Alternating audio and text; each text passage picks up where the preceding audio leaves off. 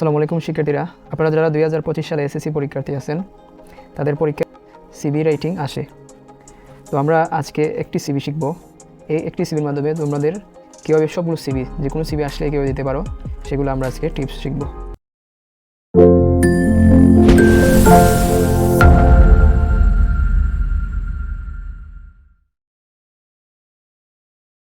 তো দেখো, সিভি লিখতে হলে আমাদের কভার লেটার লিখতে হয়। তো তোমরা লিখে যাবে যে কভার লেটার একটাই যথেষ্ট। কভার লেটার অন্যান্য অ্যাপ্লিকেশনের মতোই দেখতে, ডেট, দ্য হেডমাস্টার অথবা দিতে পারো দ্য অথরিটি। যদি শিক্ষক চায়, পোস্টটা যদি থাকে এন অ্যাসিস্ট্যান্ট ইংলিশ টিচার বা কোনো টিচার, তাহলে দ্য হেডমাস্টার দিলে হবে অথবা দ্য অথরিটি। আর অন্যান্য ক্ষেত্রে অবশ্যই দিবে দ্য অথরিটি বা দ্য ম্যানেজার। তারপর স্কুলের নাম বা প্রতিষ্ঠানের নাম, যে প্রতিষ্ঠানে আবেদন করতেছি, তারপরে এইটার ঠিকানা, তারপরে সাবজেক্ট প্রশ্ন দেখে দেখে লিখবে application for the post of N assistant English teacher. এখানে যদি ব্যাংকার চায় তাহলে এন অ্যাসিস্ট্যান্ট ব্যাংকার, শুধু এতটুকু পরিবর্তন হবে।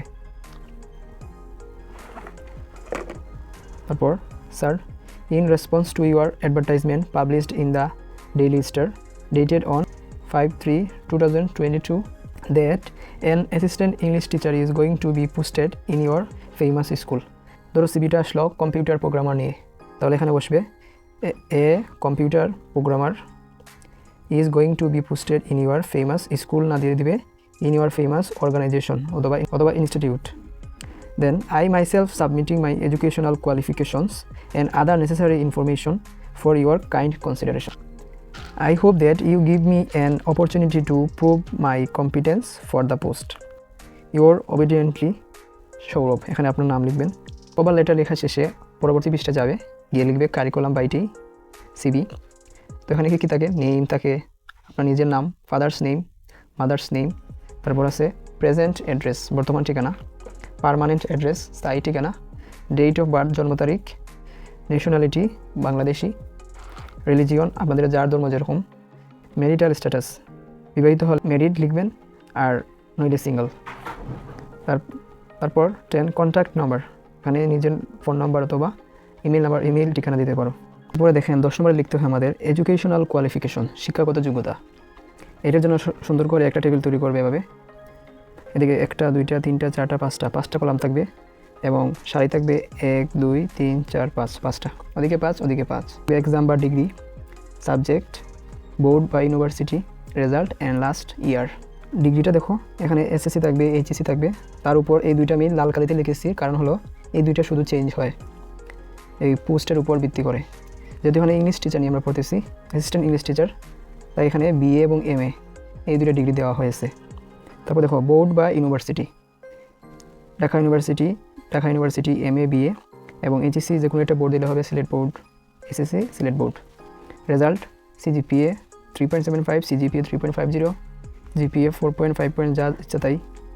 এরপর ইয়ারটা লেখার সময় সাবধান, এসএসসি যদি দাও 2013, তাহলে এইচএসসি 2 বছর বাড়িয়ে 2015, এবং বিএ বা এখানে আর অন্য যেটা থাকবে 4 বছর পরে দিবা, 15, 4, 19। তার পরবর্তী বছর হচ্ছে পরবর্তী ডিগ্রি এমএ। এই সাল সিকোয়েন্সটা মনে রাখবে।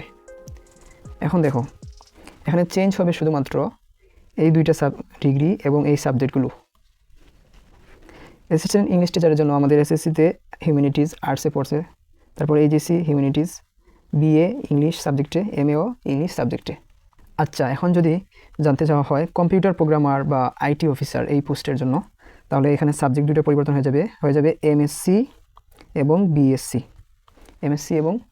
এই যে এখানে এমএসসি, এখানে দিবা বিএসসি। আর সাবজেক্টটা হলো কম্পিউটার সায়েন্স। যেহেতু কম্পিউটার প্রোগ্রামার, সুতরাং সাবজেক্ট হয়ে যাবে কম্পিউটার সায়েন্স। এই যে এখানে সাবজেক্ট ইংলিশ এবং ইংলিশের পরিবর্তে দিবা কম্পিউটার সায়েন্স। এবং এসএসসি এবং এইচএসসি অবশ্যই সায়েন্স দিতে হবে, যেহেতু সায়েন্সের এইটা সাবজেক্ট। তারপর দেখেন নিউজ কাস্টার বা রিপোর্টার যদি আসে তাহলে কি এই সেম আগের মতো টিচারের মতো এমএ বিএ, আর সাবজেক্টটা শুধু চেঞ্জ হলো জার্নালিজম। এরপর আসেন মেডিকেল রিপ্রেজেন্টেটিভ, এমএসসি এবং বিএসসি, রাজশাহী ইউনিভার্সিটি। আর মেডিকেল রিপ্রেজেন্টেটিভ যেহেতু, সুতরাং ফার্মাসি থাকবে, এবং এসএসসি এইচএসসি থাকবে অবশ্যই সায়েন্সে। তারপর লাস্ট ওয়ান দেখেন sales executive, administrative officer, probationary officer, এগুলো থাকলে আমাদের MBA দিতে হবে, MBA ডিগ্রি, BBA ডিগ্রি। আর HSCতে থাকবে বিজনেস স্টাডিজ, SSCতে বিজনেস স্টাডিজ। আর সাবজেক্টটা MBAতে হচ্ছে মার্কেটিং, BBAতে হচ্ছে মার্কেটিং। আশা করি তোমরা এই টিপসটা বুঝতে পারছো যে এখানে প্রত্যেকটা জিনিসই সেম থাকবে, শুধু এই 2টা ডিগ্রি চেঞ্জ হয় আর সাবজেক্টগুলো সামান্য চেঞ্জ হয়। ওকে, পরে লিখতে হয় experience. I have been working as an English teacher in Bluebird School for 2 years লিখতে পারো। তো I have been working as an English teacher, এখানে অন্য কিছু দিলে, ব্যাংক অফিসার দিলে ব্যাংক অফিসার দিবা, যে পোস্ট থাকবে সেই পোস্টের নাম। ইন ব্লুবার্ড স্কুল তখন দিবে যে in ABC bank, in ABC pharmacy, in ABC medical গেল। তারপর হচ্ছে language proficiency, have good command in Bengali and English both oral and written.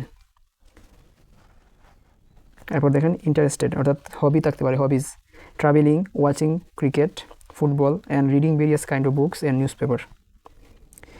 এতগুলো না দিলে হবে, 2-1টা দিলে হয়। তারপরে 15 হচ্ছে রেফারেন্স, এটা অবশ্যই থাকবে রেফারেন্স। রেফারেন্স হচ্ছে MD Jamal senior teacher Jalalabad high school. তো রেফারেন্স লেখার সময় এখানে রেফারেন্সের ব্যক্তির নাম লেখার পর নিচে তার পরিচয় দিলে ভালো হয়। এইটা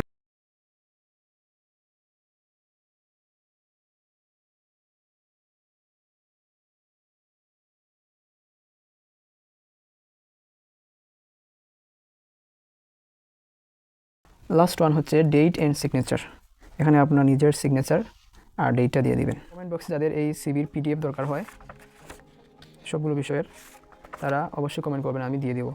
ভিডিওটি যদি ভালো লাগে অবশ্যই লাইক, কমেন্ট, শেয়ার করবেন এবং আমাদের চ্যানেলটি সাবস্ক্রাইব করবেন। ধন্যবাদ।